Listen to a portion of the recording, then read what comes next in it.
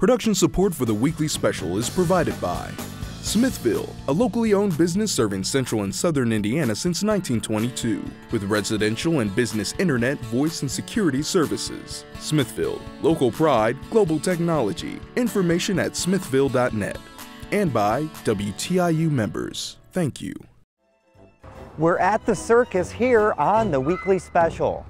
We'll learn about Indiana's surprising circus history, watch the amazing feats of the Peru Amateur Circus, and become entranced with the wonders of fire dance. All this and more right now on the weekly special.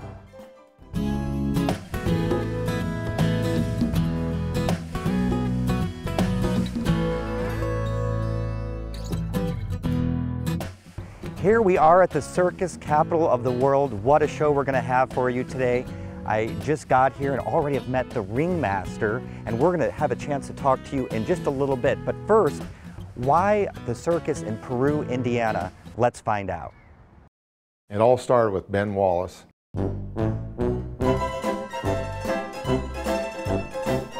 He'd trade horses coming in. He wanted something more than the stables. He seen a circus and it really enthused him. So eventually he ended up buying, and then he went in business with a guy named Anderson. And they had this circus that they run out of Peru in 1884. Now they run it on wagons, so they only stayed within a couple states. But 2 years later, he was on rail. And man, when you talk about rail, you could really move from one end of the country to the other. He expanded year after year.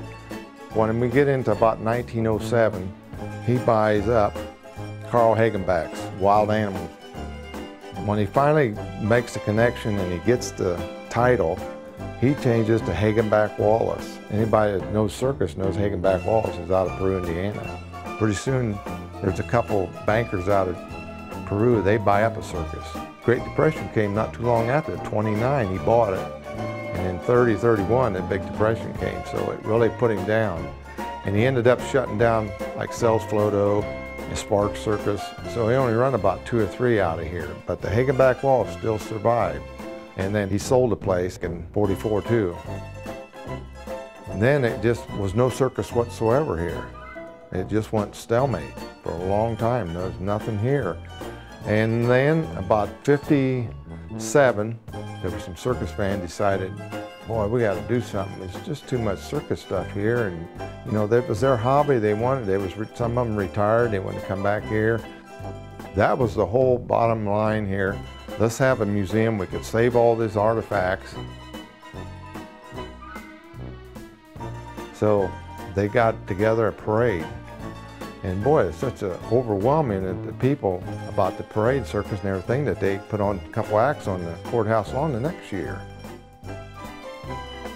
When it came down about, I say it was about 70 is when they changed over and said, nah, we're going to make it a youth circus. The kids are performing just like you would a professional. And sometimes some people say it's just as good as professional. So. It's amazing, it really is. You have to see it to understand it, you know, and once you see it, you'll know what I'm talking about. Wow, what an amazing history, Yes. all right here in Peru, Indiana. Small town, big circus. And you're the ringmaster of the circus. I am. What a cool title. It is. What does it take to be a ringmaster? Well, just having an excitement about the circus, understanding the timing of the show, the tricks that the kids do, and knowing when to talk and when not to talk. And you have quite a history with the circus yourself. Tell us a little bit about that. Well, I began when I was 4 years old. They didn't have an age limit back then. Wow. And I started out with just small acts like tumbling and Roman ladders, and then I moved up over the years and did flying trapeze and teeterboard and double trapeze. So you grow with the circus. All the way up to the president. All the way up to the president. Amazing. Yes. Tell us a little bit about the history about this Circus City Festival. Well, Circus City Festival began because some businessmen got together and said, hey, we have a wonderful circus history. Why don't we do something to celebrate that? So they got some local circus people and said, can you train some kids in high school? And that's basically where it started, and it just kept going from there. Tell us a little bit about the kinds of people that you get to come during this week to see the festival? Are they coming from all over? All over the world. Wow. We have people that are in professional circuses that like to come here. They call us kind of like a circus school. And although we never really refer to ourselves as that, but I guess it's that way because we are teaching them circus skills. But we have people from all over the world that come to see our show every year. And in terms of this size of circus, where else can people go to see something like this? There are other amateur circuses in the United States, but we are just very unique. We only practice from March until July, and then we put on our shows. A lot of other circuses that are like us, they go year round. So you're just talking kids who, normal kids, don't come from professional backgrounds who are putting on a professional looking show. And there's a show coming up really soon today, right? Yes, absolutely. And there's probably a lot going on to get ready for it. Yes, a lot of excitement, a lot of tension, but the kids love it. They have so much fun, and it just really shines through when they're performing. Well, do you mind if we take a look? Absolutely, we'd love to have you. All right, let's do that right now.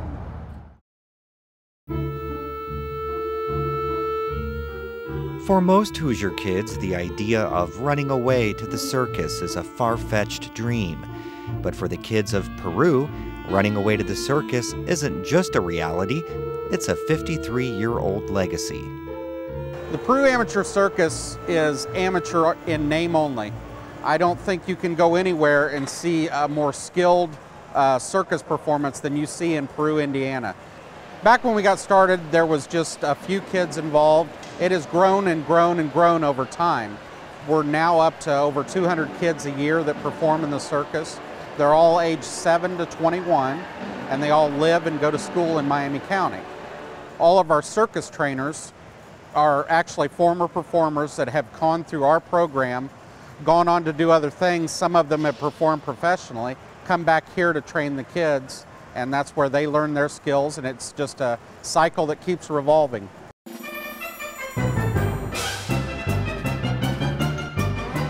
For 5 months, the kids train every week to perfect such acts as the trapeze and high wire, featuring a 7-person pyramid that's not seen anywhere else in the world, all building to their 11 performances during Circus Week. To be able to do the things they do out here on this floor takes an incredible amount of teamwork, trust between your fellow performers. What we do here is dangerous, there is no doubt about it, but we keep everybody as safe as possible, and that's because of that teamwork between all the different groups that are involved. So it helps when you go out in the real world and you need to meet new people or go to a job and work with people you don't like, because there's always people that you don't like, but you always have to work with them, so it helps a lot. You jumped it. It was high. My best moment would definitely be getting close with my trainers. I mean, they're definitely the people that you'll remember for life. There's friends that you have that just come and go, but these people will always be there for you no matter what. You know, as a trainer, we are far more than just trainers. We are parents, we are mentors. We teach them more than just to do cool stuff in the air. We teach them about themselves, about teamwork. It is a group effort to pull anything off, and you learn trust within each other. So we teach these kids a whole lot of things besides just doing tricks in the air. I watch kids that are too young to perform. They're down here with their big brother and big sister, and as they grow up through the program, watching the progression of these kids that couldn't even walk up into the bleachers, that can go up 30 feet in the air and walk on an 1/8-inch wire, I mean, that just boggles my mind. I get a great deal of enjoyment and pleasure out of watching the kids grow up down here. Many of the kids are 2nd or 3rd generation circus performers. Like so many in the Peru Amateur Circus, little 7-year-old Katie Wood has literally grown up underneath the big top. This will be Katie's first year as a performer. My whole family's involved with the circus, and I've always wanted to be in the circus. My dad's a rigger, and my mommy's a trainer. That makes me feel happy. The circus continues to endure because it's so unique. You can go to every little town in the country and there's a little league or a youth baseball or football, but not too many small communities can you go to that have a youth circus. The kids, they eat and sleep this. From March through July, this is what they do. They're doing their homework here, they eat their meals here, and that just creates this huge family atmosphere. which keeps everybody close and together. This is what they do in the summer in Peru, Indiana. They go to the circus. For more information on the Circus City Festival and the Peru Amateur Circus, visit www.perucircus.com. Wow, what fun was that? And now we move a little bit further down the street to the International Circus Hall of Fame. And I'm here with John. He's going to tell us all about that in a little bit.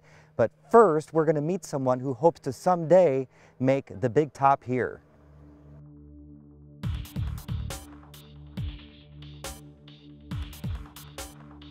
Wherever I am, no matter what I'm doing, if there is an object that looks like I can hold it or manipulate it in some manner, I probably will, because I like doing stuff with things. Pretty much anything that can be held in your hand can also be juggled.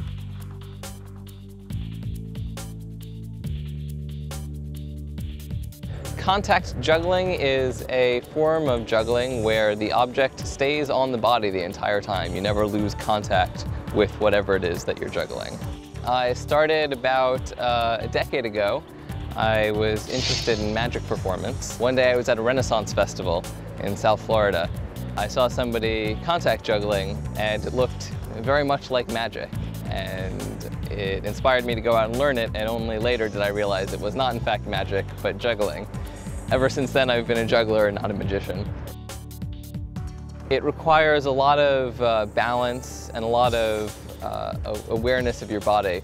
Proprioception, it's called, sort of knowing where your body parts are without having to look at them. I find the art form absolutely beautiful. I find the effortlessness beautiful. I find the fact that it looks like it's floating beautiful. And what keeps me going, what keeps me passionate, is the fact that I like challenges and I like difficult things, so the fact that it continues to be difficult is something that I really enjoy.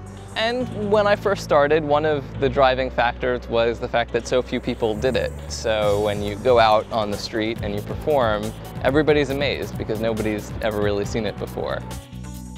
I tend to prefer street shows because you're a lot closer to the audience, and it's the interaction with the audience that I really enjoy.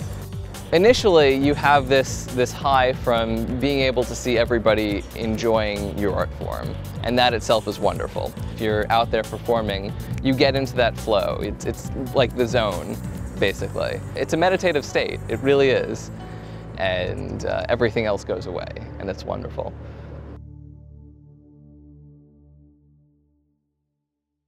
Wow, that's some wonderful talent there, but there's some wonderful talent here as well, John. And we're here at the International Circus Hall of Fame, where you're the ringmaster of this big top behind us. Tell us a little bit about how this came to be. Well, it was in Sarasota, Florida, from the 50s through the early 80s. So I went to the Chamber of Commerce executive director and asked him we wanted to explore bringing it to Peru. The state of Indiana got behind us, and here we are later. A 20-year overnight success. Amazing. And tell us a little bit about your story about what you do here. Well, I produce the show. In other words, I've been announcing circuses for 35 years. Wow. All over the United States and Canada professionally. And I announced the kids show for 14 years. And this year we're thrilled to have the great Wallendas, the greatest name in thrills and chills under the big top. Through triumph and tragedy, they have persevered. And now, can other people who are not part of it, if they want to be part, are there auditions, or how do you be part of the We do auditions, and we also have a waiting list because people want to perform or say they have performed at the International Circus Hall of Fame. This is kind of like performing at the Oscars. Absolutely. And is that open year-round or just a certain part of the year? The museum is open from the 1st of May through Labor Day. The performance season is the 14th through the 22nd this year. We close the night of the 22nd of July. And expecting big crowds, I assume. We hope so. And tell us a little bit about some of the animals. You can't have a circus without the animals. Well, as I said, we'll have the elephants this year, and a pig act, Cousin Grumpy, and the Pork Chop Review, and they will also be performing with us at the Indiana State Fair. Oh, that's wonderful. Well, we're going to get a chance to see some of those animals right now. Let's take a look. The Lawrence County 4-H Fair is like many others. busy with eager spectators taking in all the sights and sounds of their annual summer tradition. The rides and food are fun, but it's the showmanship of animals that's the main attraction. 4-H'ers exude a passion and love for animals they care and proudly show each year. But elephants and camels? No, these aren't new categories in the Lawrence County Fair. It's a way for fairgoers to get more of what they came for. Brett Carden is owner and animal trainer of B&C Ranch Animal Acts, a touring educational show featuring animals you don't see every day. I mean, I've been around them my whole life, so they're kind of like my pets. So I don't really look at it as a job. It's kind of just normal for me, you know, because I've been around them my whole life. Brett inherited his love for animals from his dad, who owned the Shriner Circus. Now, 30 weeks of the year, he showcases his pets across the Midwest. Yeah, I mean, you know, it takes time. You can't obviously just take an animal and start working around people. Like the camels, they were bottle raised, so we're kind of like their mamas. The elephants, we've been around them pretty much their whole lives. We've fed them, take care of them. We're pretty much their mahuts, what they call it over in India. He says taking care of elephants and camels isn't too much different than other pets, except for food quantity. An elephant will eat around 3 to 4 50-pound bale of hay. It'll eat 50 pounds of grain each and every day, fruit, apple. They drink about 100 gallons of water each a day. Before the show, he gave us a special tour of the animals. This is Duchess. She's a 33-year-old female Asian elephant. She has a real pretty, like a leopard type look to her. This is Sheik. He's a 12-year-old dromedary camel. The other one on the other side is Jewel. He's 5 years old. So we got some dogs that do some backflips, handstands, and all kinds of stuff.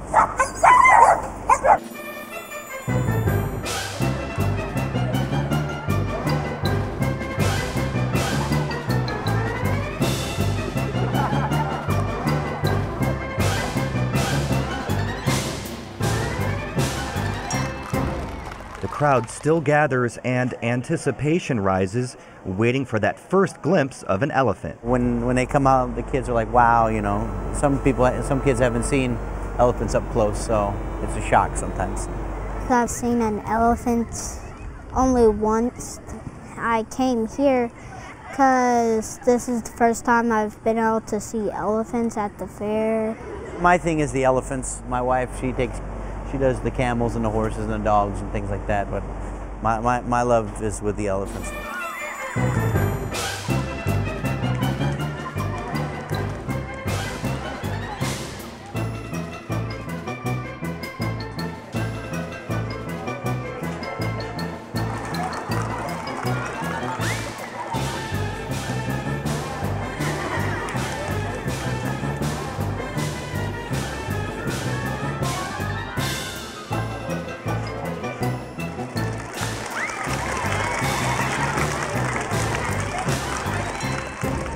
The camels bring a wow from the crowd too. They look much bigger in person. Horses and ponies keep the show moving before it's all over. A combination of education and show, something the 4-H'ers can appreciate. Well, another favorite of the circus are the tightrope walkers, and I'm here with Tino of the Flying Wallendas. Thank you so much for being here, and you have an amazing family history. Can you tell us a little bit about it? Of course. It goes back nearly 200 years in the circus world. I'm a 6th-generation performer. My children are 7th, and my granddaughter, who's the feature on the Big Apple Circus this year, she's the 8th generation. I'm the 3rd generation walking on the tightrope. We've been doing that for nearly 90 years. Amazing, and you've broken some records along the way too. Tell us about that. Well, there's a number of records that we've broken. Of course, we're very famous for our 4-person 3-level pyramid that brought us to the United States, the Ringling Brothers, Barnum and Bailey, back in 1928, that stopped the show for 15 minutes of applause. Our 7-person pyramid, but we've gone on to do a couple of records with doing an 8-person pyramid and a 10-person pyramid on the wire. And just recently, in South Africa, myself, two of my daughters, and my son did a walk between 2 buildings, 150 feet in the air, some 150 feet across, all 4 on the wire simultaneously, which has never been done before. Now, those are not in any record books, but they're all certainly records that the Wallendas have set. That's absolutely amazing. But we do have to say there's been some tragedy as well. Yes, there has been. There's been a couple of very tragic incidents back in 1962 as our family was doing our 7-person pyramid in Detroit, Michigan. One man faltered, the pyramid collapsed, 3 men fell to the ground 35 feet below. 2 of them lost their lives that night.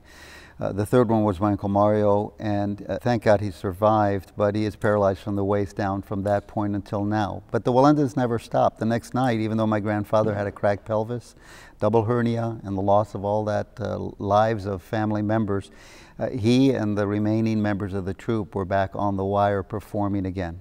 And then in 1978, as my grandfather was walking between 2 buildings in San Juan, Puerto Rico, he wasn't able to maintain his balance because of the way the wire was set up, and he fell 120 feet to his death. Now, are there no nets? No. When you perform? Wallendas have set pretty much the standard of working without a net. When we came to Ringling Brothers in Madison Square Garden in 1928, somehow or another the net didn't arrive. My grandfather decided on going up and performing their daring feats anyway, which brought them a great deal of acclaim. And from that point on, we have been known for not using nets. And what is the significance of keeping this in the family? How important is this to you? You know, it's not, I don't know if it's particularly important. It's important to me for my heritage, but it's not like I would necessarily want my children to continue on if they didn't have the love for it. But the Wallendas have been, we've done a lot of daring things and a lot of daredevil feats, so to speak. But by and large, that's not what the Wallendas are all about. The Wallendas are performers, which means we enjoy getting up on that tightrope 25 or 30 feet in the air, doing our regular tricks that have been rehearsed over and over again so that we can appeal to that audience and get the energy from them and the excitement of the performing. That's what it's all about. It's not about getting up on a tightrope. It's not about the height. It's not about any kind of danger. It's all about the audience. And out of all places for this to happen, it seems like, wow, Peru, Indiana, why here? Well, we've performed here in the past when we've been able to, but of course here in Peru it was an original winter quarters of 2 of the large circuses that traveled back in the 1900s. And of course we're sitting on the lot right now of one of those winter quarters. And of course the heritage that's here, the heritage in this tent, and the heritage that's walking on that tightrope in the Wallendas. And again, not only us, but the other artists that are here too have a great heritage in the business and a love for performing. And when people come to the circus here, what will they expect to see from your family? Well, hopefully they'll expect to see some measure of excellence, and that is what we desire to deliver to the audience. Well, that's wonderful. Well, thank you so much. We're looking forward to seeing your show. Of course, many, many things with the circus. Another one includes fire. Let's take a look at that right now.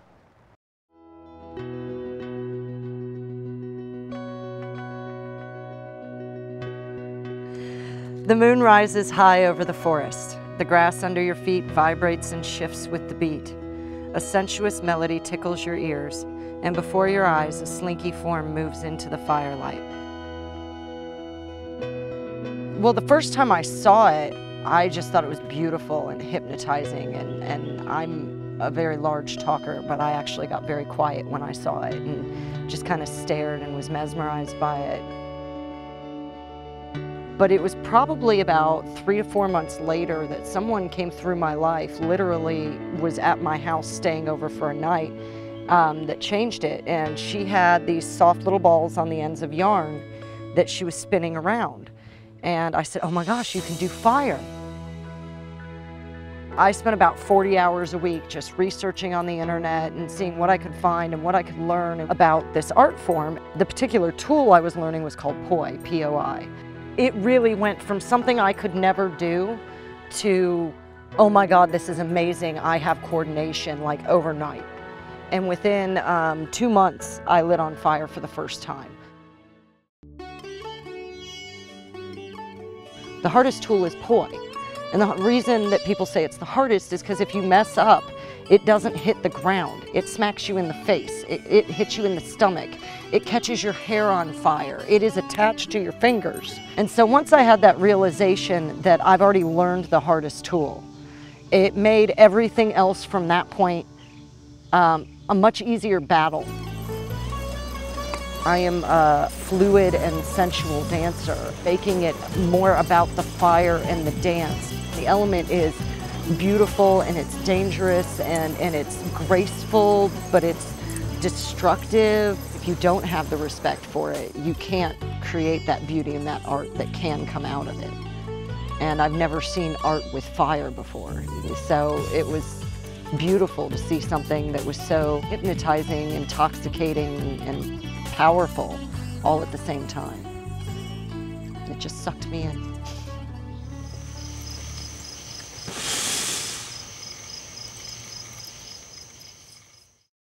Well, thanks so much for joining us from the circus capital of the world. We had a great time, and now we're going to go actually watch the show. So until next time from the weekly special, happy Circus Days!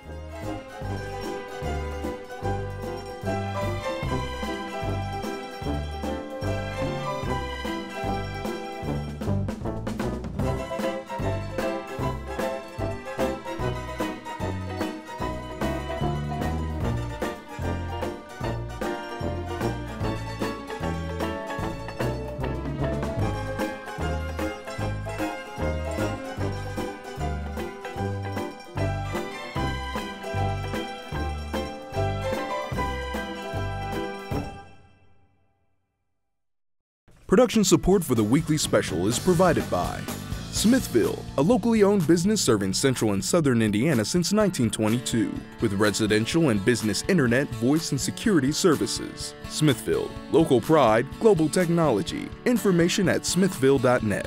And by WTIU members. Thank you.